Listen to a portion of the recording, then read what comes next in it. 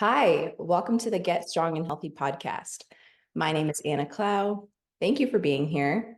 Today, we have an exciting guest joining us, my friend Jamison. Jamison is a fitness coach, content creator, and model. I met Jamison at an event a couple months ago, and he was the nicest, most down-to-earth person at that event. It was really nice to meet you there. And he's the kind of friend who at lunch tells me that I had something on my face. I was like, thank you, Jamison. Always So gotta look out for you. you were a real one, and it's been, good to connect with you since then on Instagram. And we just have seemingly very similar values when it comes to coaching, when it comes to the health and fitness industry. And I'm excited to dive into a conversation today around, some of the coaching world stuff. And yeah, so if you want to introduce yourself, anything else you want to add, and we can kind of dive in from there. Nothing really else to say besides I am also a full-time dog dad as well. She's over here looking all cute, sleeping on the couch. I may have tossed and turned all night, so maybe I kept her up. I'm not sure. But thank you so much for having me here. I genuinely appreciate it. You had an energy. The reason why I went up to you in the first place, obviously, and talked to you was you had like an energy, a very welcoming energy. And so you've always carried that even through your content that I see on a daily basis. And so you are a lovely human being. I genuinely appreciate you having me here. I'm so excited to be able to talk to you. And I know that you're making incredible impacts in this industry. So I can't wait to hear about it. Oh, thank you so much, Jameson. Back Of at you. course. Thank you so much. Yeah, so let's kind of dive in. We were brainstorming a little bit what we wanted to talk about today, and something that came up for both of us was the amount of misinformation and kind of BS slash corruption in this industry, in the health and fitness world. And we think this is a really important topic to shed light on. And so let's dive into this a little bit. Like, what comes up most for you when just being in this industry, and some frustrations for you? I think that a lot of the misinformation comes around, I think the consumption of like food in general, right? Like I think that there are so many people in this industry, which wonderful on them. There are a lot of competitors, right? Which is great. And I think that's amazing sport to be in for them, but it's not for everybody. And I think it's really tainted the industry of, an everyday human being and how they feel like they should eat. I mean, the amount of people that I know now that eat like one or two meals a day, maybe, drives me insane, scares me so much. Like in the term intermittent fasting, it's thrown around so often, and I don't even think people know the reason why they do it or what it really is. I think that there's a lot of times where I see people that are just trying to create content because you have to remember that this is like an entertainment industry. It's not, if it was a high value and authentic industry, not a lot of people would watch it. And that's just real, right? Like it has to be about the entertainment. It has to be about like what catches your eye. It has to be about the thumbnail, all of those things to catch you to be able to watch it. And then it's a whole different video. We're all guilty of being, falling victim to that. And so you see these people who are self-proclaimed, nutritionists and coaches that are going into grocery stores and picking up items and be like, look at these ingredients. You shouldn't eat these ingredients. And it's like, and it's the dumbest thing in the world. Like they're picking up a box of, brownies and being like, you should not probably shouldn't eat a whole box of brownies. You're right. Congratulations. You know what I mean? Like, obviously, but it doesn't mean that you can't ever eat them, right? Like, I think that that's the thing is people think that they have to cut out everything in the world, and then the worst one is carbs. Everybody is so scared of carbs, and it's the craziest thing in the world, right? Like, because that's what our body runs off of. Like a lot of, especially like males are predominantly carb burning specimen, like that's, and then depending on females estrogen levels, you burn a lot of fats while you're in the gym, but it's for the most part, like you need carbohydrates to survive, and you don't want to look emaciated all the time, right? Like nobody does, and you feel like shit too. I think that doesn't get caught that does not get talked about enough, is like you don't feel good, Yeah. you Yeah, know like people are chronically under eating and thinking that they need to do that like forever. And then what we see is this cascade of negative health impacts that come from that. And not just physically, but also mentally. Like the The perception that you need to just restrict, it creates this stress with food. And then people go down this dark spiral. And I've been there where it Yeah. leads to binge eating. And then, you go down the rabbit hole of wellness. And then, oh, Mhm. every single thing is bad now. Every ingredient is bad. What do I do? And it's like, what does it leave you with? It leaves you with nothing. And Yeah. what you mentioned, the people in the grocery store, those are my favorite people to pick on when they're like Yeah. eating at the specific like foods, don't eat this, like you sound Yeah. like a moron.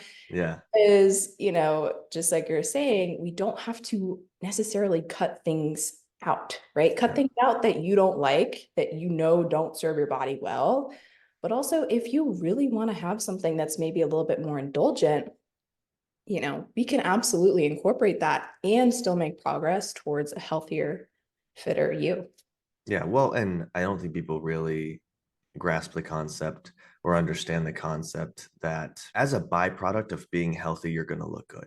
Like, think about it that way. If you decide to treat your body with respect and you eat the things that respect your body, you eat the things that are good for your body to be able to function at a proper level, you're going to look good as a byproduct, right? Like, that's simple, that's easy. But people want to look at the aesthetics before they look at the health. And that's the problem, is people are going for an aesthetic over being healthy and looking at it as if, and granted, being healthy is not sexy to people. Like, if I were to come, if somebody were to come to one of my consultations and be like, how long is this going to take for me to achieve this goal? And I told them 2 or 3 years, like, realistically, that's not sexy. They'd be like, kick rocks, bud. I'm Yeah. gonna go find somebody that'll promise me in 6 months and it won't happen. Yeah. And so it's not sexy, but it's realistic. And that's the hardest thing to combat, is the realistic side of it, right? Like, people don't want it to be realistic, or they want to make it feel like it could possibly be realistic to do it in that short amount of time. And it's just not realistic. And so they've got to stop focusing on, or I really hope people stop focusing on just an aesthetic, because it's a losing game. Yeah. Yeah. And And once you hit that goal, you're just gonna have another goal. exactly. Once you get there, it's like, okay, what now? And something I've noticed about the industry and myself personally is there was a bit of time where an aesthetic goal was, was everything and it was fun. And there's some people who they can make that their main thing all the time. Okay, great. Yeah. I found that for most people, our values lie in, if you really dive into your core values, right? Feeling good, being healthy, right? Maybe moving well, being able to be mobile and, be strong for an extended period of time. And personally, I've found that looking at aesthetics in that way of like they are a nice byproduct from me prioritizing my health, from me putting that first. Mhm. And also performance too. I kind of look at that as well as like aesthetics are a cool byproduct of, me focusing on my performance goals. And for me, my mental health, that has been a really beneficial thing. I still do have phases where I'm like, all right, I want to pursue a bit of an aesthetic goal, but it's when we make that like the number one, like only, priority that I find there can be a little bit of that like emptiness. Yeah, I mean, I think that you'd be lying if you said that part of it wasn't about aesthetics. We all want to look good. Like, that as a human, you live one lifetime. Why wouldn't you want to look sexy? Like, realistically. But if you make that, again, like you said, if you make that your number one goal, it's going to be a losing game time and time again, because there's always going to be something out of reach. There's always going to be, I could have one more ab. I could have, the legs that she has. I could have the ass that she has. I could have, the shoulders. Oh my God, my shoulders are too big. I want them now to be smaller. And there, it's a never ending, it's an unsatisfied, it's a misrepresented game. It's not something that's sustainable. Yeah, yeah. And when your aesthetics like come at the cost of your health too, or the cost of your performance, right? That can kind of be a slippery slope too. So kind of like getting clear on what is your number one priority. With clients, we like to teach on the triangle of awareness, Mhm. where one point of it is aesthetics, one point is longevity, so like health, the other is performance. And kind of wherever you are on that triangle, the other 2 points are gonna kind of have to suffer a little bit because, when you think of the extremes, for example, A bodybuilder isn't very healthy, nor Yeah. do they perform well, Yeah. right? Someone who's elite performer, I think that's something to pause on for a second. Bodybuilders are not healthy. I need you yeah, guys, people should understand that. Bodybuilders, that's not a health, like being that low of body fat is not healthy for your body to properly function. Taking it down to basic science, it is not healthy. I'm sorry, yeah, continue, but that is just no. not, people don't understand that. Period. Yeah, that is a really, really good point, and something that is unfortunately like not always common sense. When you see these shredded people on the internet, it's like, oh, I want to look like them, or oh, they have some credibility. It's like, please don't look at people's credibility from their body alone. Yeah. So yeah, so kind of the triangle of awareness is like perform if you're an elite performer, your aesthetics and maybe your health, definitely your health are probably suffering a little bit. And then on the flip side, if health is number one, maybe you're not the most shredded and you're probably not the most, elite athlete. Mhm. And so, getting clear on like where's your top priority and like knowing, all right, I'm going to pursue performance right now. And so I'm in a season of this. And so I'm going to be okay with, maybe I am looking a little bit inflamed some days, maybe, whatever, because I am really pushing for a hard goal here. And so just being aware that we can't always like have optimal everything all the time. Like I know many of us want, like for me, I'm like, I just want it all. Yeah. But it's hard, but it's really good to be able to manage your expectations in that way and know that like we can't do everything all at once in an Yeah. optimal fashion. Yeah, 100%. And nobody wants to go through the uncomfortable seasons of growing. Nobody wants to go into the, like, if you really want to build muscle and it's sustainable and it stays there, it doesn't just leave as soon as you try and cut weight back. It takes a good amount of time, a very good amount of time, and it takes some very uncomfortable seasons in your life. Like, that means putting on some extra weight and it's okay. Like, that's depending on how long you want to run that could be 6 months of your life, that could be a year of your life, like that could be a year and a half of your life if you really want to, it looks different for everybody. But even think about like, and you're okay, let's say we have what, 40 50 years, 60 years left, okay, in this lifetime. Okay, let's say we have 60 years. That's a year out of 60. You'll be okay. Yeah. It'll be great. You know what, like, that's if you plan to live this entire life out and nothing horrible happens, which what we hope to God nothing horrible happens, then you'll be fine. A year will be okay. 6 months will be okay. But it takes uncomfortable seasons to reach realistic goals. Yeah. And you have to give yourself a time horizon that allows you and gives you the freedom to be okay with fumbling a couple times, with failing a couple times, as a lot of people like to throw that word around, but like, I've never been a big fan because you can't fail if you don't stop. Like, that's it. You can't fail if you don't stop. So like, you may have some bumps in the road, but that's, you got to give a long enough time horizon for that to be a thing. Yeah, and that's such a great like point is there's a lot of fear around going through a growing season, or some people call it like bulking or Mm-hmm. muscle gaining phase. Mm-hmm. So much fear around, oh my gosh, what do you mean? I need to eat more. I need to, do what? Like I'm not gonna be as shredded for a little bit. Like I'm gonna see the scale go up. What do you mean? Oh, the scale sucks.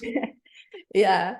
Yeah, but just like you're saying, like it can be so worth it to go through phases like that. I've gone through plenty, and like some days I'm like, I don't really love how I look right now. Uh, Yeah.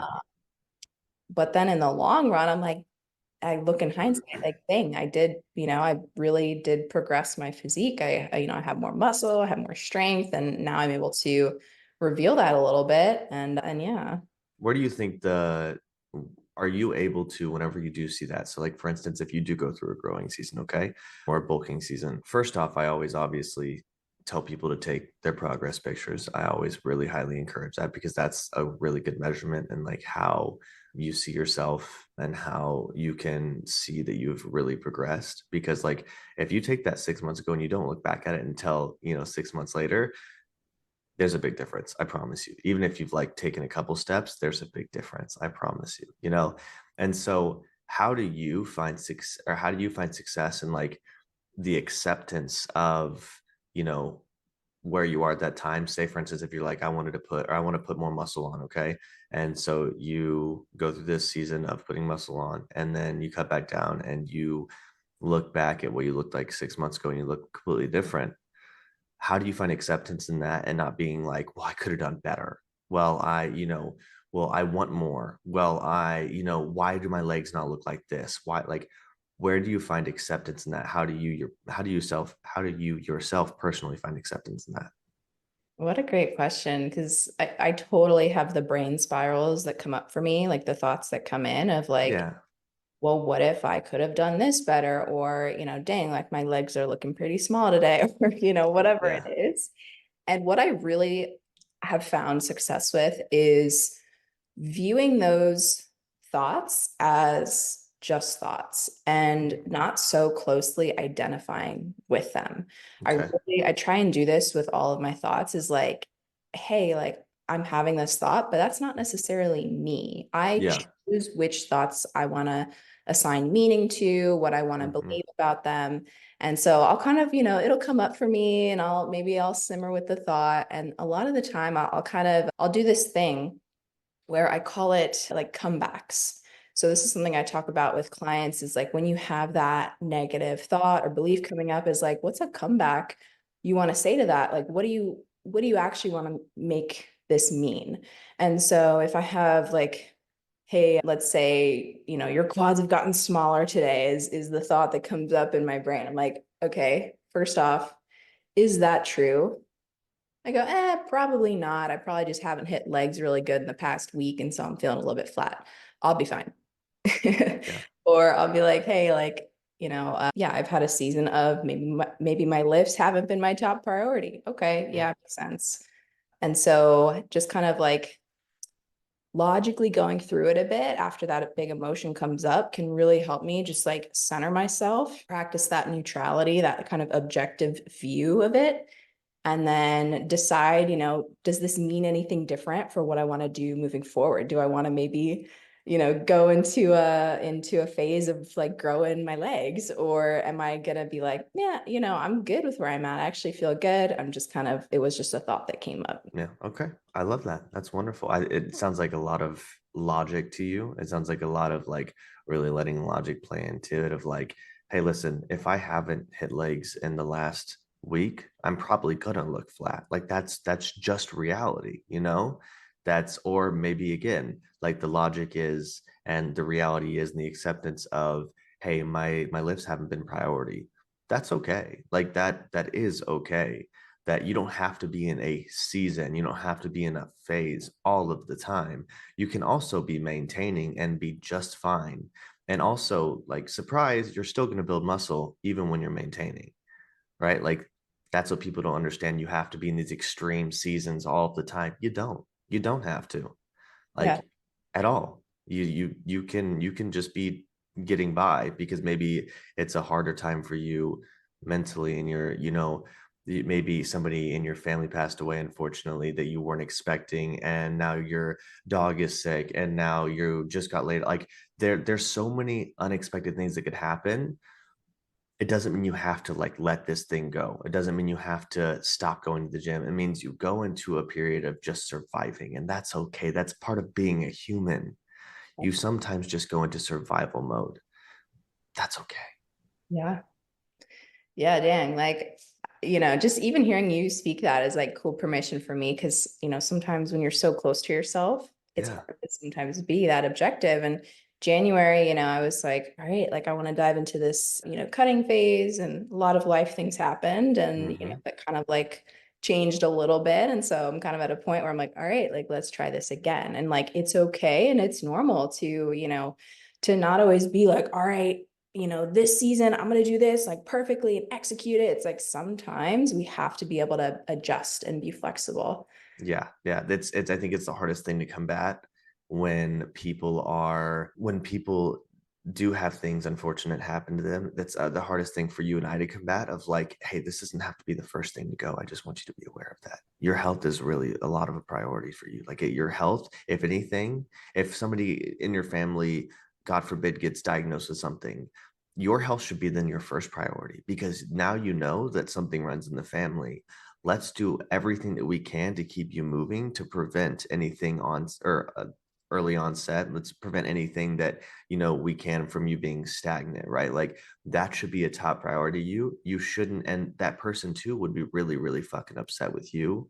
They'd be really upset with you if you just stop moving and stop taking care of yourself, right? That doesn't have to be the first thing to go out the window, Yeah. but I think it's okay to give yourself permission to just have a season of your life, or even, and seasons look different. It could be 2 weeks, it could be 2 years. Seasons are so different for every person, but it's okay to give yourself acceptance to have what people would call a lazy season in your life and not go balls to the wall with every single workout, every single exercise, and every single phase of this fitness journey.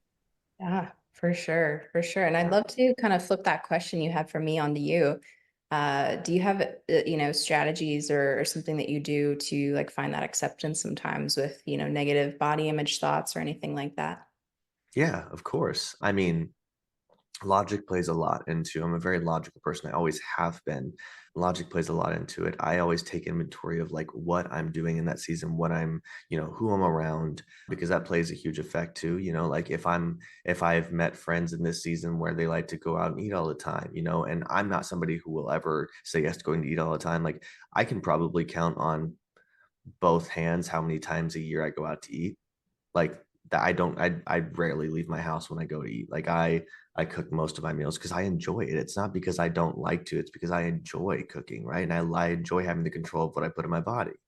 And that's just something that I enjoy. But I still take into consideration, like there are the extra days where I will go out to eat with them, right?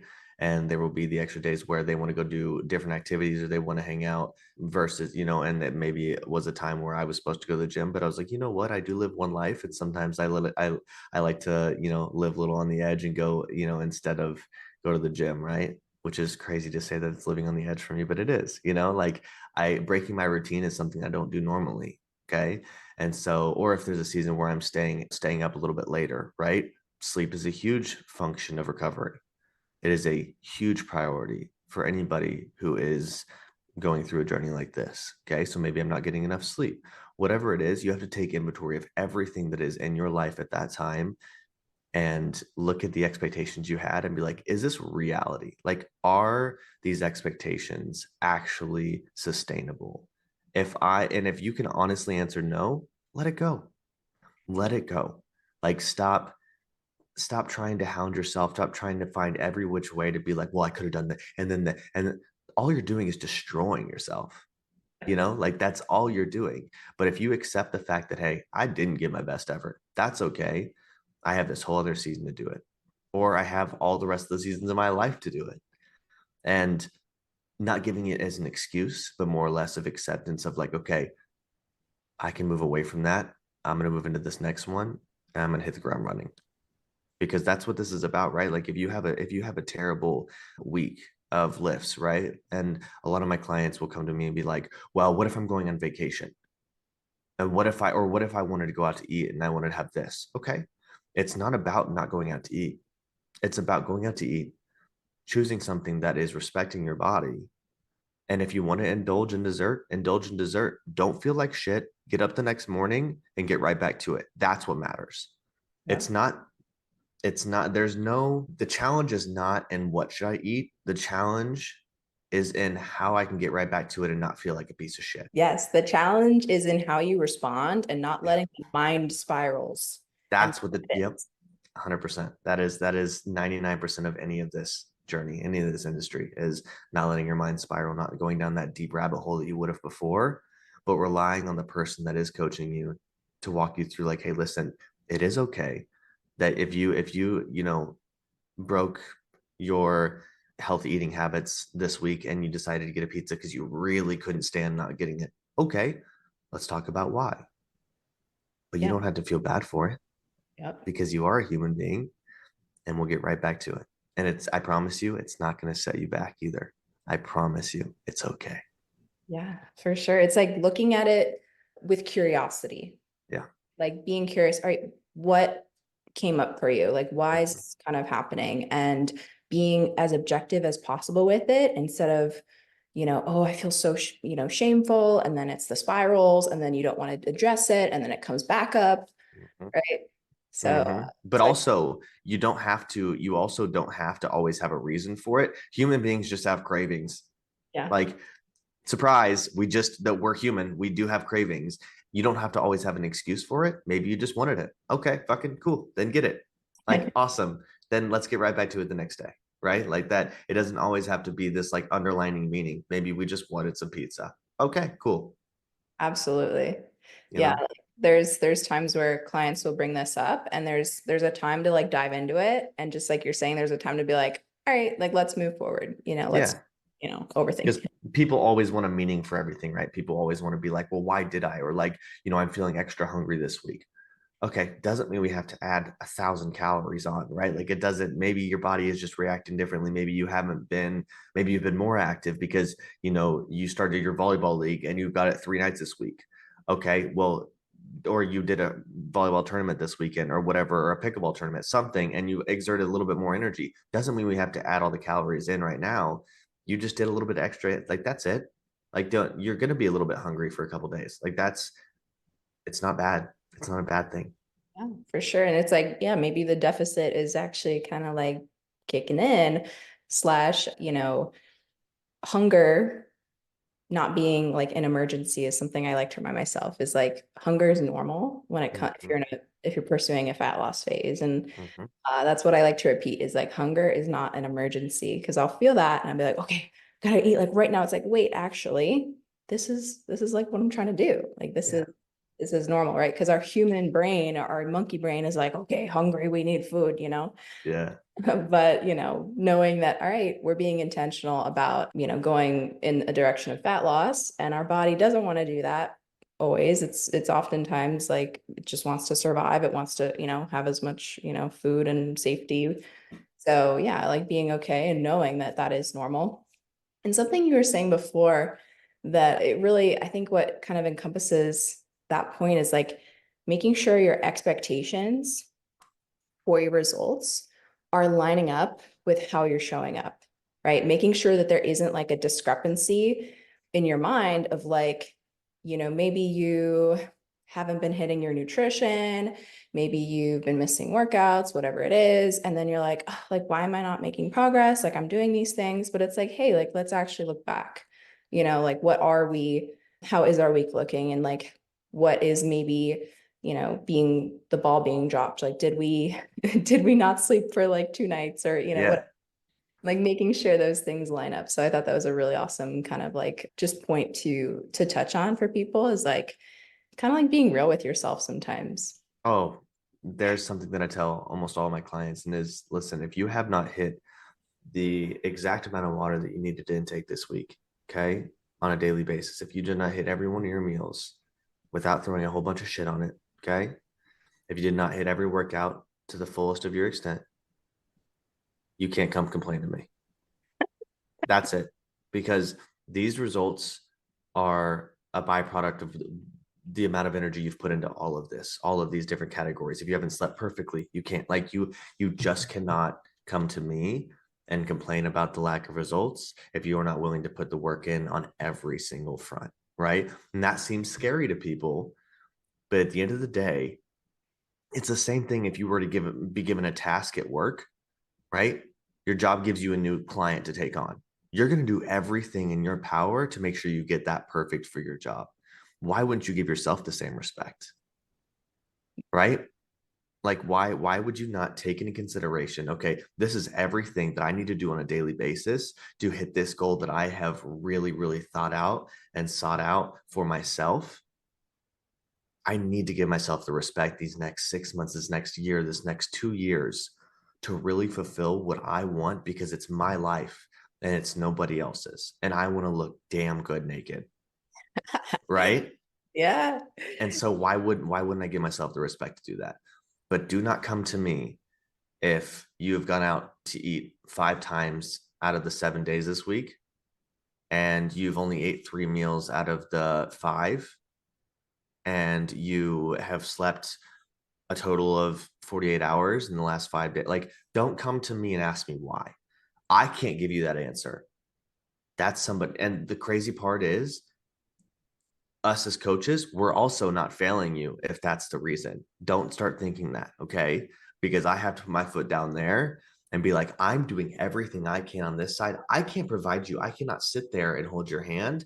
In fact, that would ruin this process for you. I don't want to hold your hand. I want you to come to me and be like, hey, today I feel like having, I don't know, sweet potatoes instead of rice. Okay, great. Do you think this would be an acceptable amount? Or even then, I'll tell you the amount to be able to substitute for it, right? Great, awesome. Now, next time you don't have to ask me. If you feel like just subbing it out, you sub it out. Awesome. But if I have to hold your hand the entire time, that takes away from the entire program. Because in 6 months, a year, 2 years, whatever it is, when I set you free into the wild, you should be able to do all of that yourself because you asked the questions, because you put the work in, because you trial and error. Mm-hmm. That's what matters. Yeah. And a lot of this comes back to like taking personal responsibility. Or Oh, God, yes. Oh, yes. Stop putting it on so many other things or making excuses. Take personal responsibility for your actions. If you're not fulfilling everything, you did not fail, and it doesn't mean you need to be like, hey, this actually isn't for me because I don't have the time to allot to this. I can't do. No, you do. You're just not making it. Anybody has the time to do it. Anybody will make the time to do it if it means that much to them. And it's also, I can only show you the value as much as possible from my side. You have to be fully bought in and see the value for yourself. And if you don't, it isn't going to work anyways. Yep. Yeah. And like this is going to look different from person to person. Like, the Mhm, person who has more time on their hands versus like a busy mom.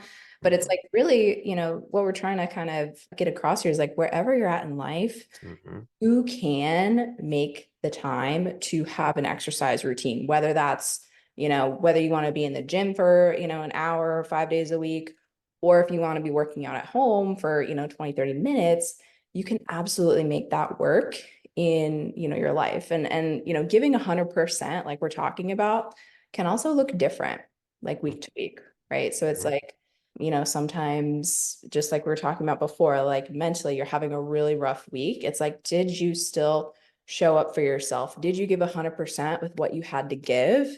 And, kind of not let the spirals happen, right? And 60% that week, maybe you're 100%. yeah, yeah, it's 100%. like, it's about giving your best. And, I think it's important to like, kind of like add that here because, oh my gosh, when like it's just like we're talking about, it's how you respond that's the most important. And like when I have a week that might be like off, I notice that how I mentally choose to respond gives the biggest difference in my ability to move forward. If I'm like, God, Anna, you're such a screw up, like you're whatever, it's like, all right, no, that actually wasn't helpful for me. Mhm, Like I'm gonna give myself some compassion, right? And mhm. compassion is oftentimes misconstrued, and people think that that means like letting themselves off the hook. Yeah. In reality, it's kind of giving your past self kindness and, being able to look at, all right, maybe something happened. Maybe like what came up for you? What can we learn? Slash, maybe it's just, hey, we need to just get back on our shit and like Yes. carry Yeah. forward.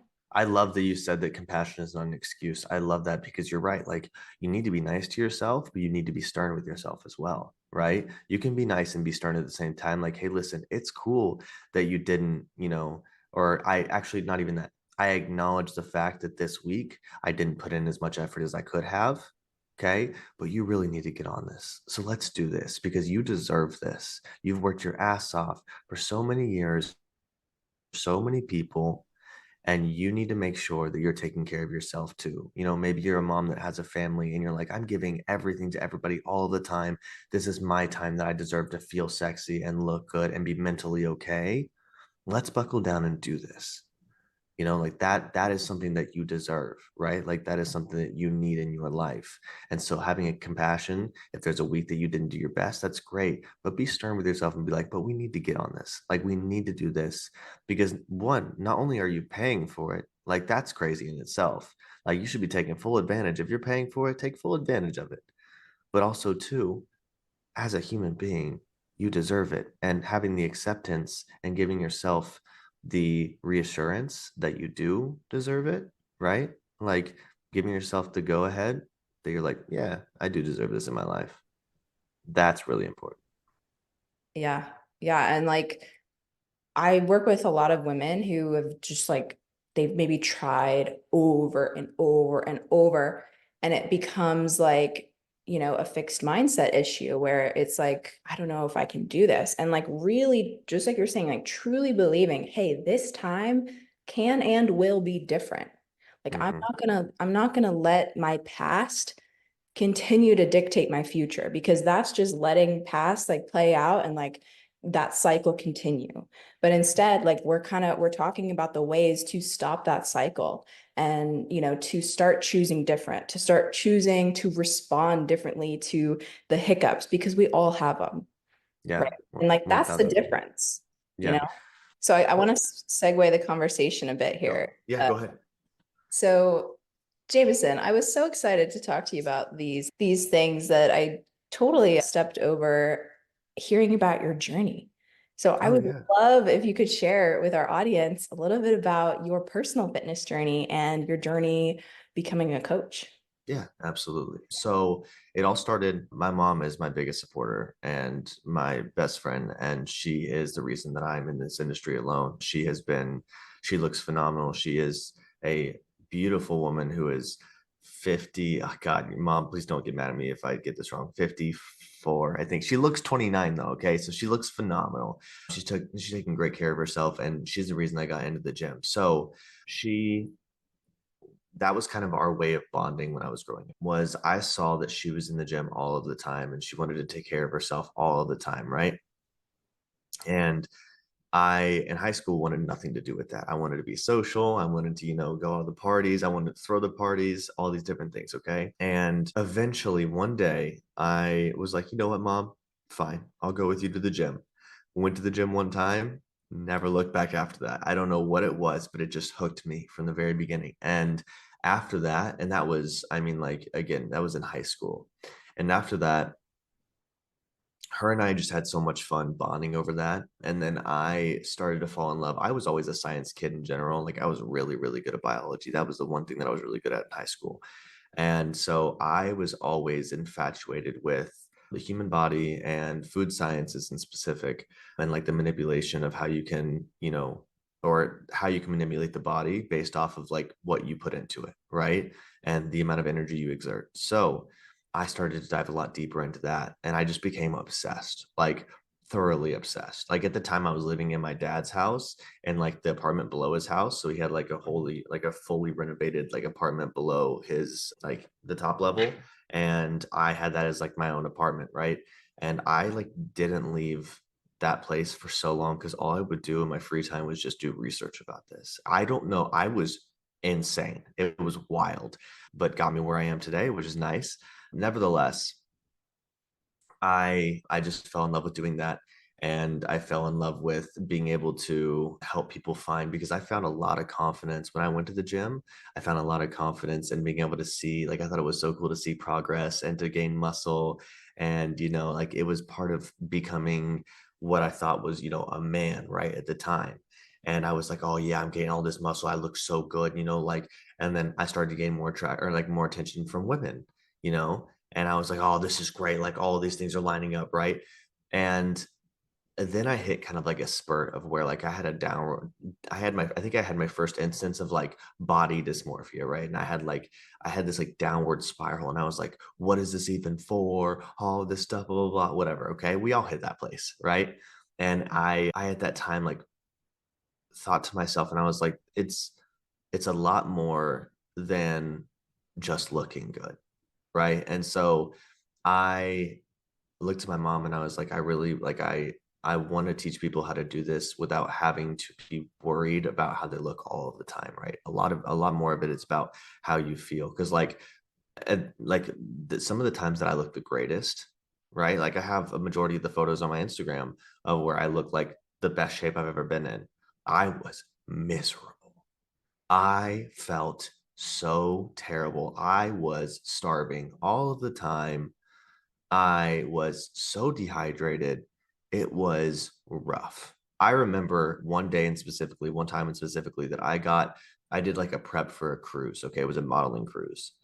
And I can remember that the day before the shoot, I had maybe like 2 caps full of water. Wild.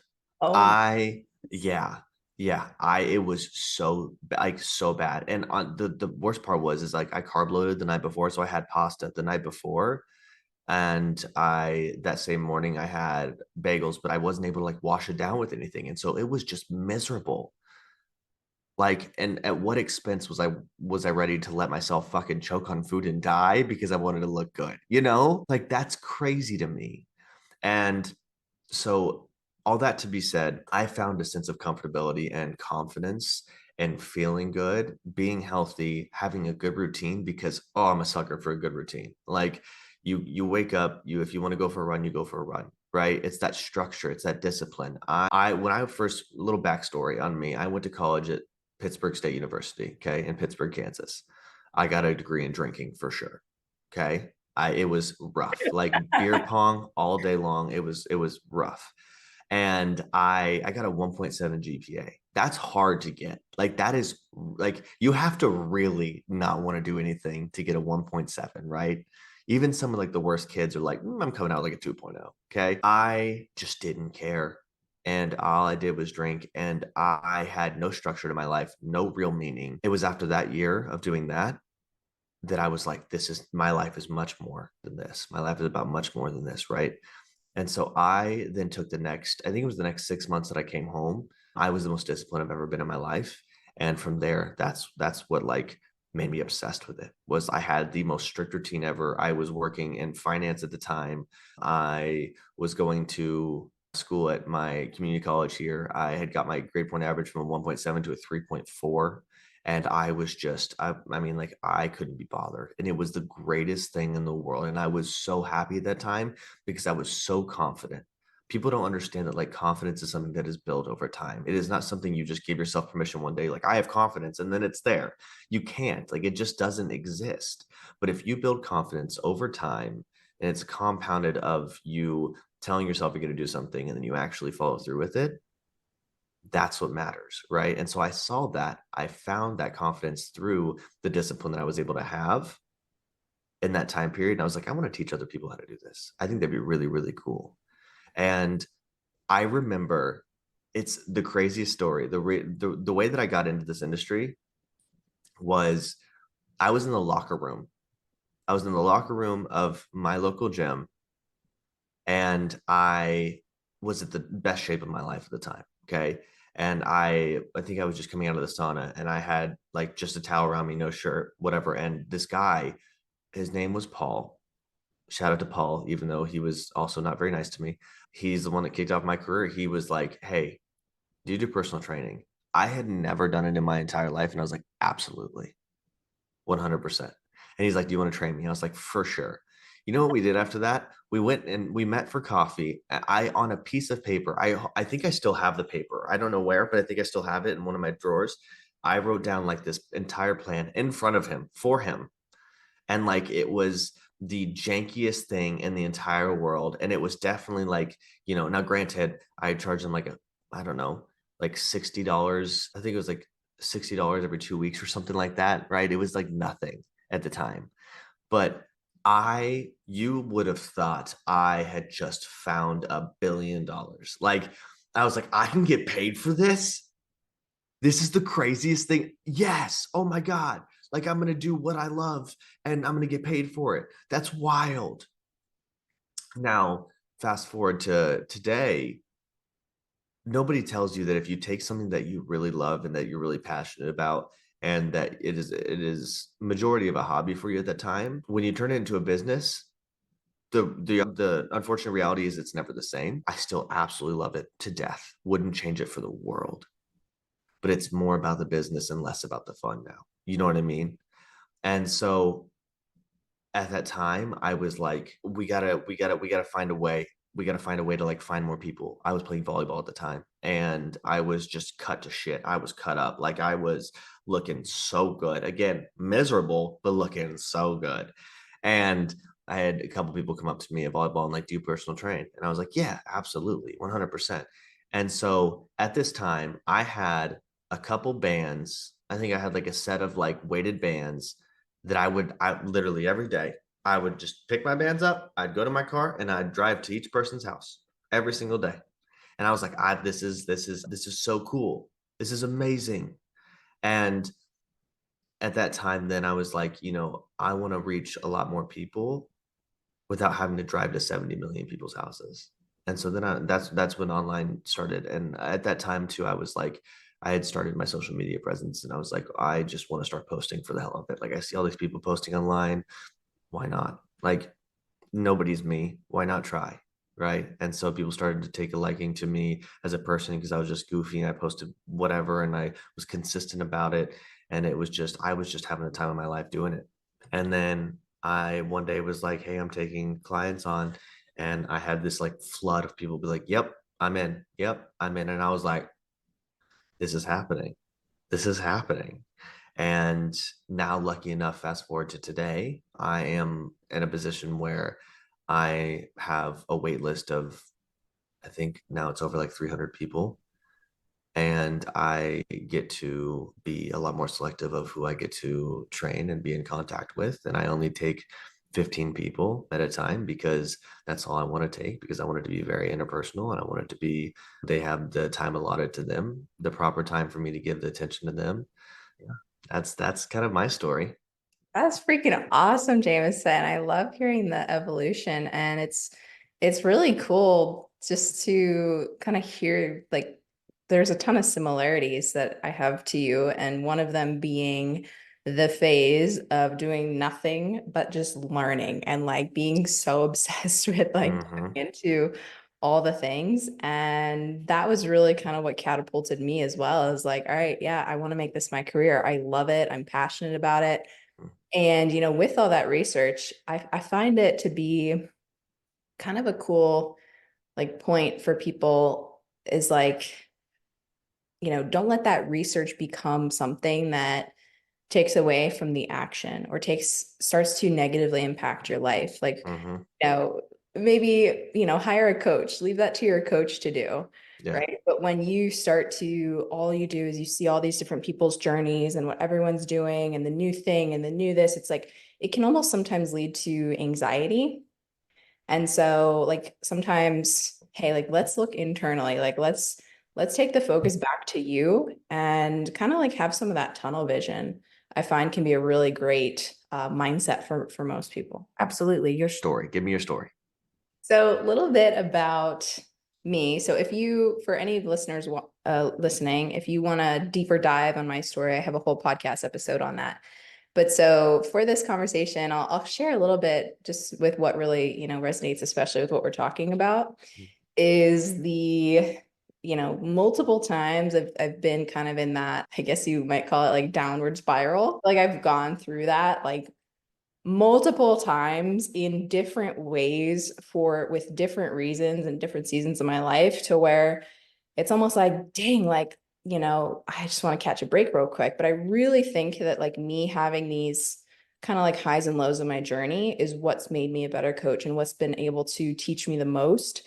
So like in hindsight, I kind of like see why I was put through these issues with like I was struggling with binge eating, then I was struggling with like emotional eating for different reasons, and then it was like hormone issues. And so just kind of being able to learn a ton has been awesome. But so I got into it similarly as you, as I stopped playing soccer. I was like, okay, what do I do with myself? I'm gonna start lifting. And I got to the world and I saw, oh my gosh, you can build muscle, you can change your body, you can manipulate, your nutrition to what goals you have. And like there's so much to learn. So I Yeah. was obsessed with it. And I was obsessed with just the whole process and seeing, what you could achieve. And so I went down the rabbit hole. And what was pretty cool is I was lifeguarding for a summer. And I'm telling you, no one came to the pool ever. I laid in the little lifeguard room on my phone and I think I watched the whole entire fitness industry for like a full summer. All I did was watch people's stories and look at exactly what they were doing.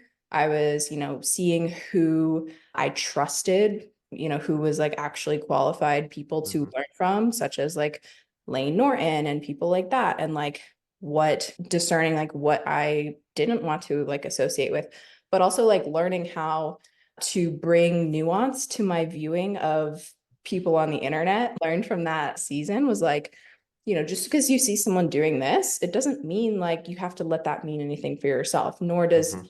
things have to be black or white, which I think is something that a lot of people have a hard time with when they're consuming social media. Like someone will say something one way and then they're like, oh, that's fact, that's what it is. But actually, like there's oftentimes a lot of nuance underneath what is being shown or said. Yeah.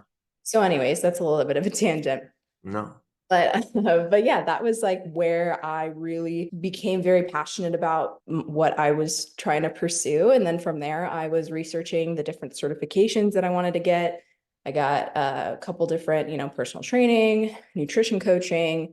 Then I started diving into the like mindset and behavior change side of things. And I went through the certifications with Casey Joe's certifications, Mhm. HMCC, and those were game changing for like learning how to, how to really communicate with clients in a different way that's going to, help facilitate a growth mindset and kind of like helping guide people to through change, right? And so that Yeah. have been like the side of things that has been what I'm most passionate about. But, throughout this time of getting certified, I was also figuring out my own journey, figuring out, all right, do I want to pursue powerlifting, right? Do I want to, Mhm. dive into aesthetics? And I'm still kind of the person who I want to do it all. And For right sure. now, I kind of am doing it all. And I'm being okay with the fact that, yeah, I'm not going to be the most jacked or the most strong or the best at jujitsu or the Mhm. best at running, but I want to do it all because I love it. And like, Yeah. that's kind of where I've been at recently. And the past couple years, I really feel like I've mastered the mental skills of this whole journey, Yeah. right? Before I was Mrs. Structured, Mrs. Disciplined, like I was perfect with hitting my macros, this and that. And then I have this whole like, all right, what, just like you were saying, what is the meaning of this? What is the meaning of life? Da, da, da. I don't know what I'm Yeah. doing. And, just the Yeah. confusion of being a young adult. And so through that, I think I really kind of learned like, all right, how am I going to integrate my values into my life and actually live my life and not just be a disciplined robot and feel good. And so through my journey, I've really learned to come to a place with like it's kind of like the masculine and feminine energy of things. It's like the structure and then the flow. Because for a long time, I was only structure, and that was the only way I knew how to thrive. And then I almost started, I think, to like rebel against that.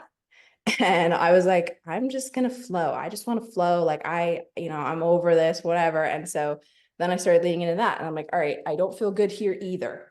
So the answer is structure to create space for flow.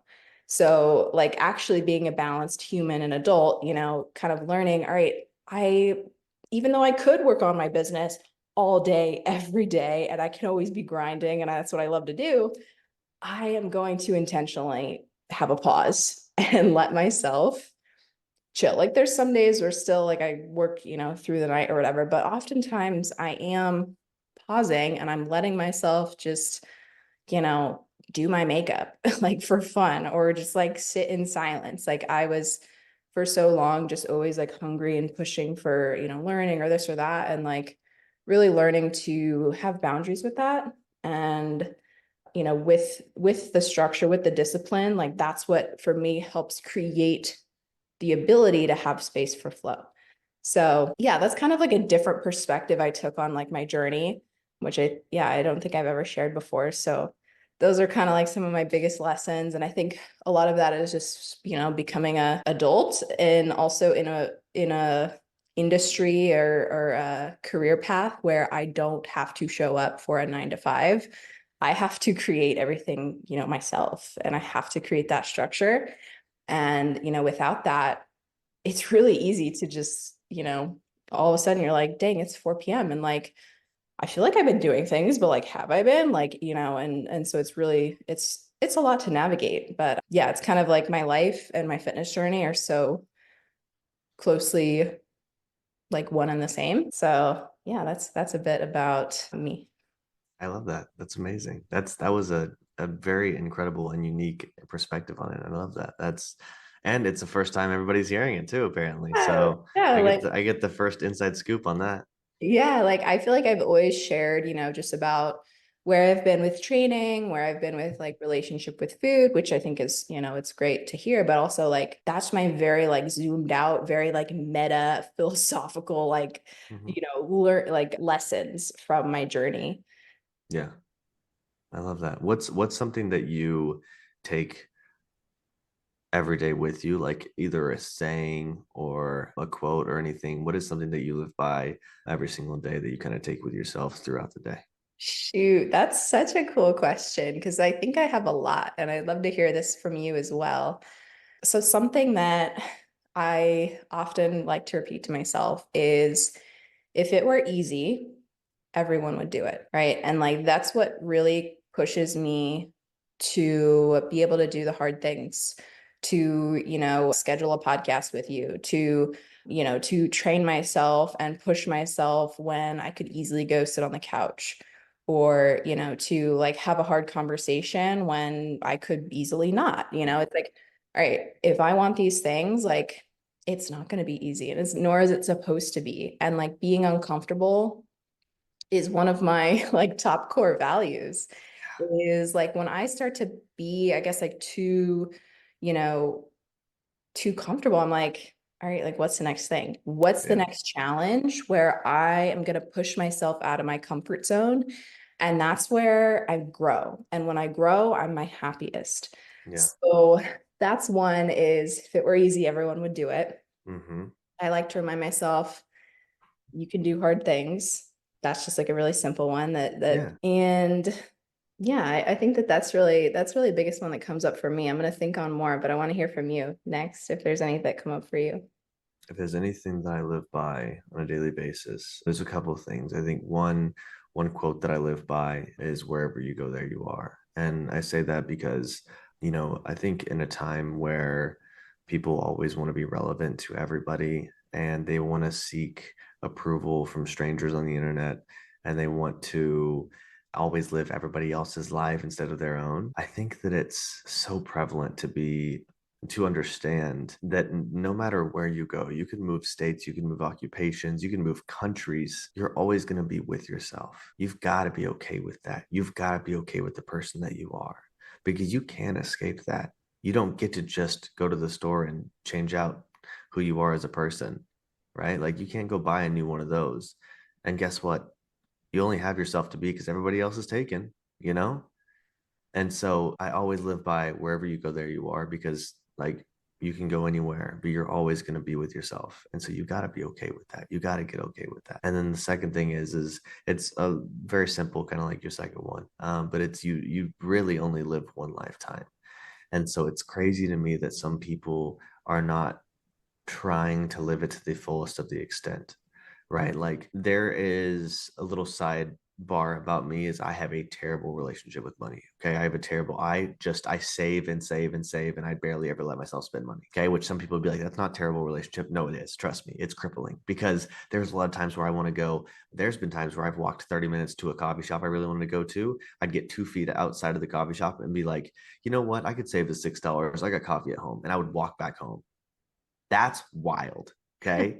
It's bad. And so I am trying to learn to adapt this into my everyday life of like, hey, if you want to go and, if your friends invite you to go to dinner, go eat dinner with them, because those memories are worth much more than the $30 it's going to take out of your bank account. Right.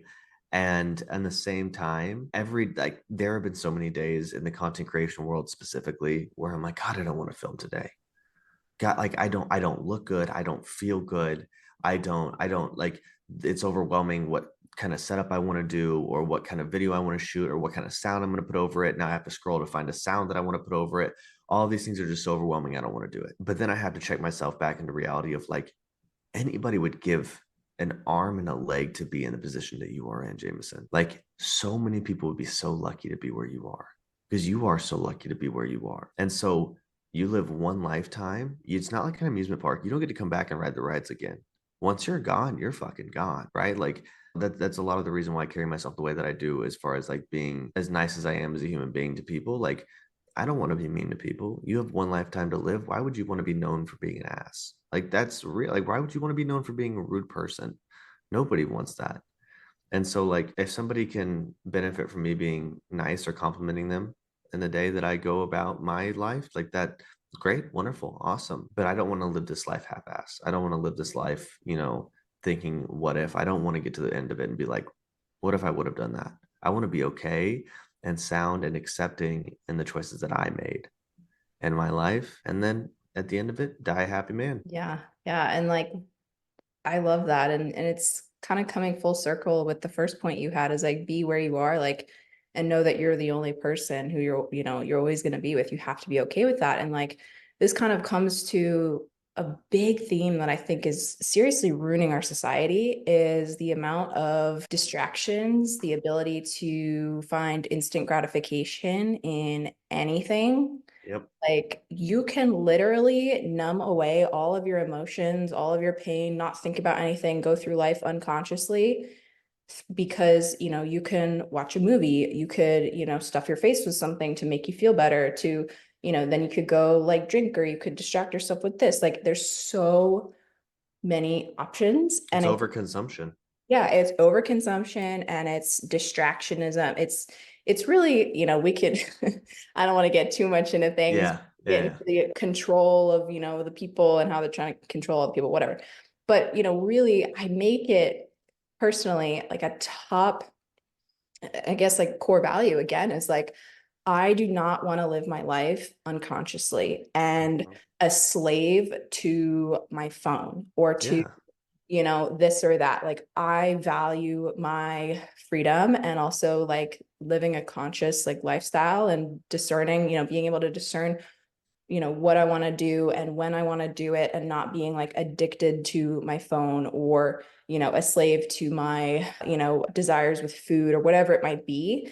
And so that's something that I think is really important to look at on like a health journey is like what has control over you and what do you need to do to get rid of that? Like for me, Prime your environment for it. exactly. Yeah. And so for me, a big one that I notice is when I'm starting to feel like more uncomfortable emotions, like I'm going through a lot. Social media is a really easy thing that I will get like so sucked into it. And sometimes like I'm like, why am I not able to like stop myself? Like, what is happening? I've been doing that so often lately. I'm not kidding you. Yeah, It's bad. I'll be on it for hours. I'll be like, what am I doing here? But I I can't know. stop.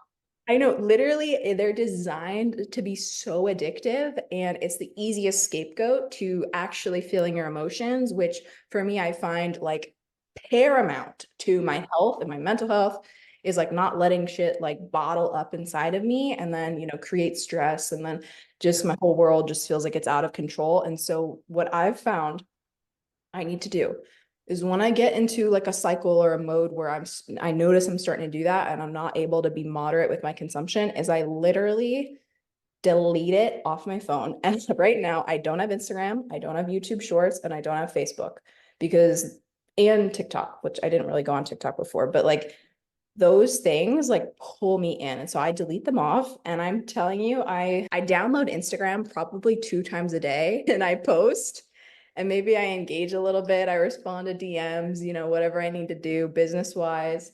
And I delete it right back off. And I'm telling you, it is working so well for me. Like I've never felt so present, regulated and calm. Like I just feel so much better. And I've done this multiple times before. And so I'm kind of like, I almost want to like keep this up, like I'm just loving it a little bit. Like I I probably would lose my marbles. I'm not even gonna lie. If I deleted Instagram right now, I would lose my mind, which is so sad to say. Like that is so sad that it's such a catalyst in my life that I'm like, I need this right now. Like, no, I don't need them actually.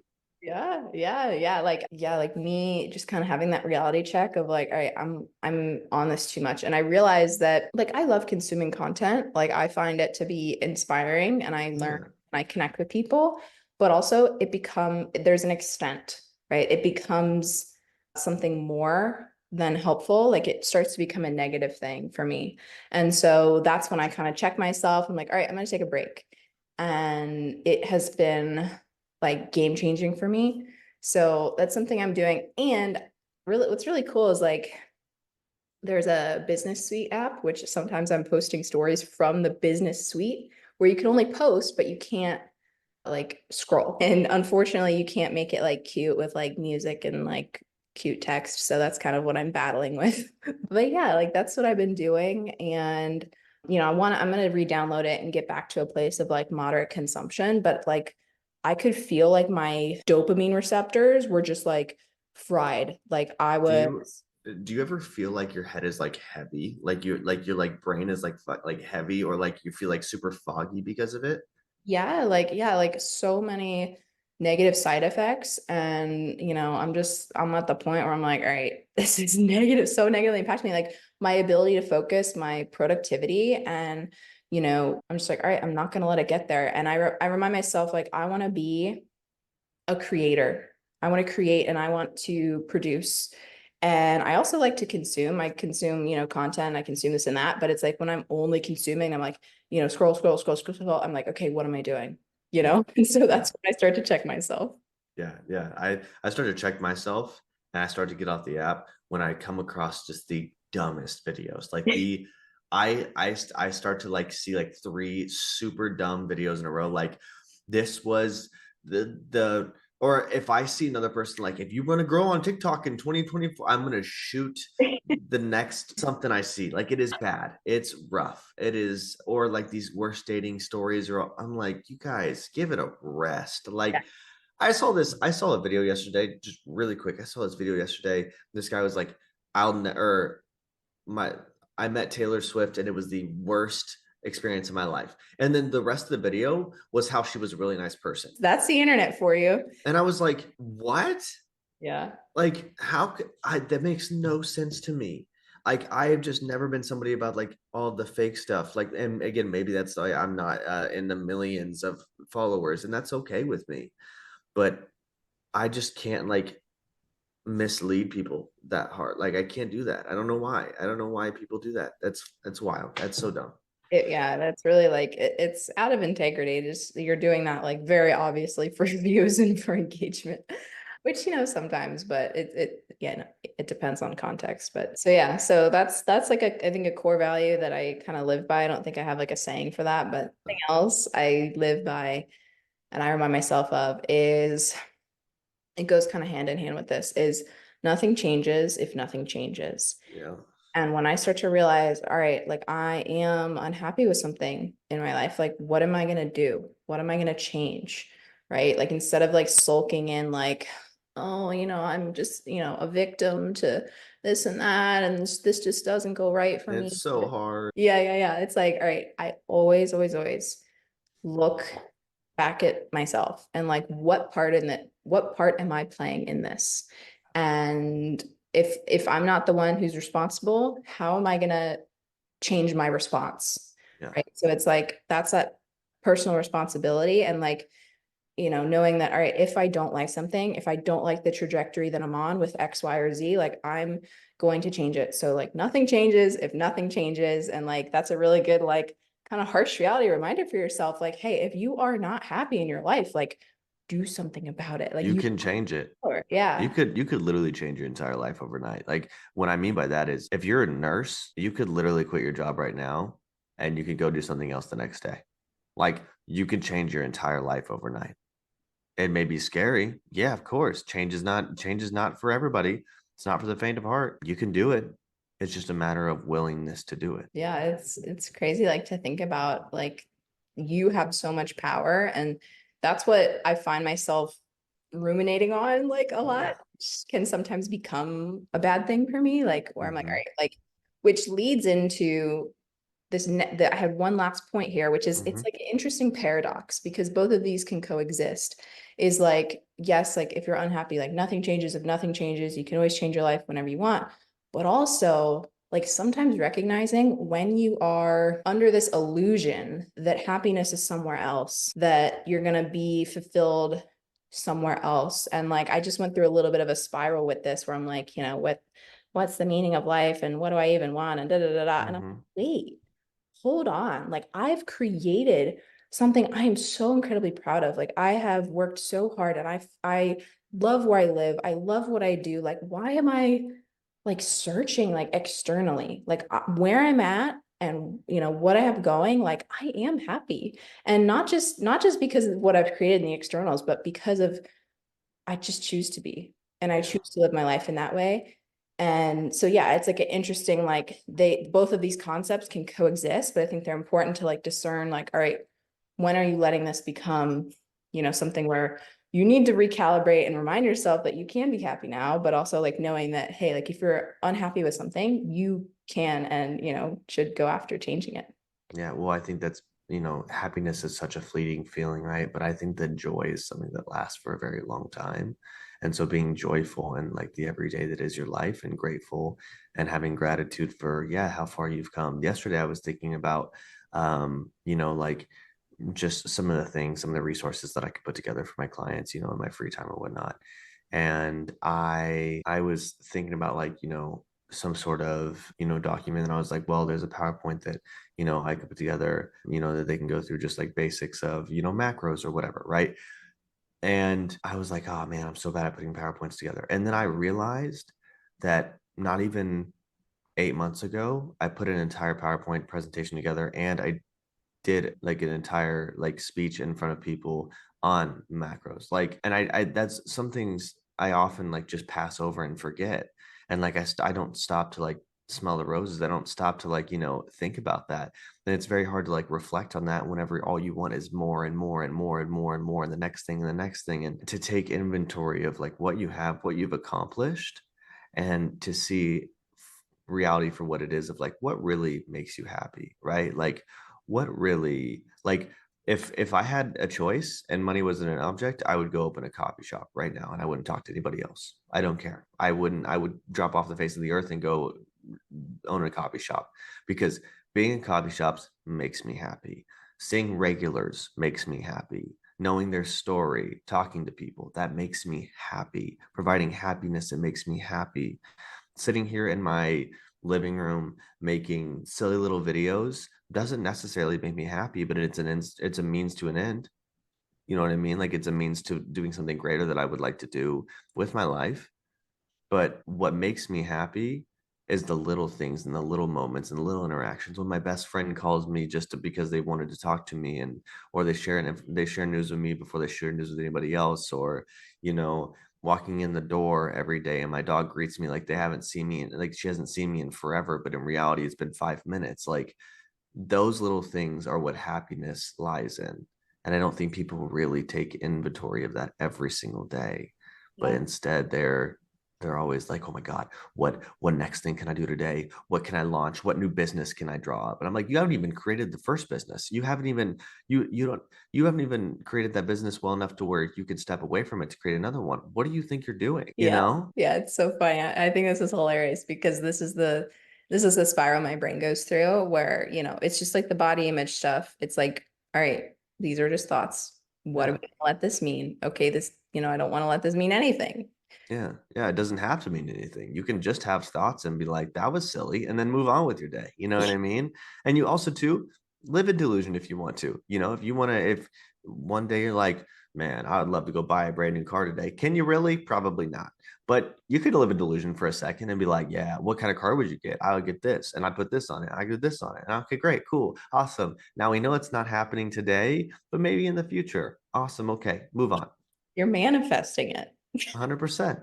You know, that's so I don't think it has to have a whole lot of meaning behind it anyways, but I think that yeah, I think that you can find joy in every day, and it's really really important to take inventory of that and where you have been and where you how much you've grown and what you've accomplished, and not just let all of that pass by you to get on to the next thing that's again just going to pass by you. Absolutely, absolutely. I love this conversation. I think to wrap it up, we could bring it back to the concept of body image. I think that you had some really like killer points on this, and it ties into the happiness thing of like knowing that, there's always more. There's always going to be someone who you view as like better than you in XYZ aesthetic or strength or whatever. And it's like being happy and appreciating how far you have come or where you're at and like or like accepting and knowing that like what we see online isn't always what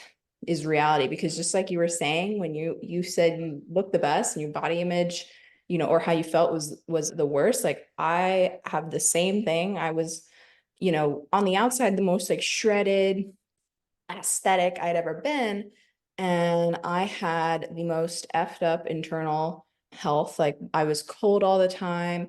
My digestion was screwed up. I had like no energy. I was always thinking about food. I was miserable. And it's crazy because that's what most people who are like insanely shredded, like, and we're seeing on the internet, like that's how a lot of them do feel. And like knowing that like happiness doesn't come from, necessarily like looking a certain way or like having a certain aesthetic. Like it's happiness, confidence, joy, like whatever, like that is able to be created internally. And I truly believe that these things are created with how you show up, not from the outcomes. It's like, who are you being? I can change my state almost instantly when I get on my shit.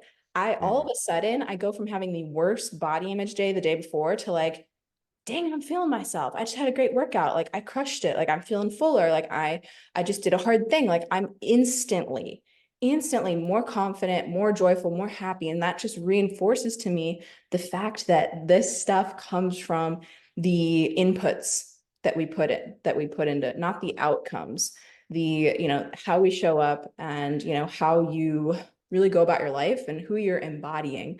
That's what I truly, have found to make the biggest difference for me. And it's really cool when, you start with a new client and you see them so soon, like just have such like a positive shift. They start to go, oh my gosh, like I'm doing it. Like I can Yeah. do this. And it just compounds from there. Well, I think it's a different form of aesthetics. Instead of it being like you're shredded to the bone, I think the aesthetic is the life that is put together, that the mental health is good, that you're getting to things on time, that your children are happy because you're happy, your husband's happy because you're happy, your wife's happy because you're happy, right? You have a happy household, you have more energy during the day to play with your kids or to go and hang out with your friends. You're smiling more often, which is putting a radiant vibe into the world. Like that's the aesthetic that I think people realistically want, but they can't put their finger on it. And so that they tie it to what their mind or what their eyes can see, which is, being shredded because that's what the internet shows you. But I think there's an aesthetic outside of that. And it is just a happy lifestyle and like the being okay with yourself mentally. I love it. You like say that is like, that's the aesthetic. Like Yeah. it's so true. Like that at the end of the day is what matters is like, are you on a daily basis? Do you like what you do? Do you feel good? And like, then yeah, like aesthetics and whatever, like that kind of like side of things can be like a really cool byproduct of you living your best life in alignment, showing up for yourself, like, giving yourself that respect and putting that effort into you. So, Jamison, I freaking love this conversation. Do you have anything you want to leave our listeners with as we are hopping off? No, I just think that I wanted to say that I appreciate you having me on again. This is incredible. And I hope that everything flourishes for you. You're a wonderful human being. Everybody listening, please continue to listen to this podcast because I know that she's going to put incredible things out into the world. And I hope that everybody has an incredible day, whether it's day or night, whenever you're listening. So thank you so much for having me. Seriously, it's Thank you amazing. so much, Jamison. Thank you for your kind words and all of that. I want to, say back to you and thank you for coming on. And finally, where can the listeners find you? Instagram is Jamison.Lang. TikTok is Jamison.Lang as well. And that's all I have so far. I'm thinking about starting YouTube, possibly. We'll see. I don't know. It's a lot of work, but It that's really it. is. It's a lot out here, but thank you, Jamison. Hope you have a good rest of your day. And everyone listening, I'll see you on the next episode. Bye, guys.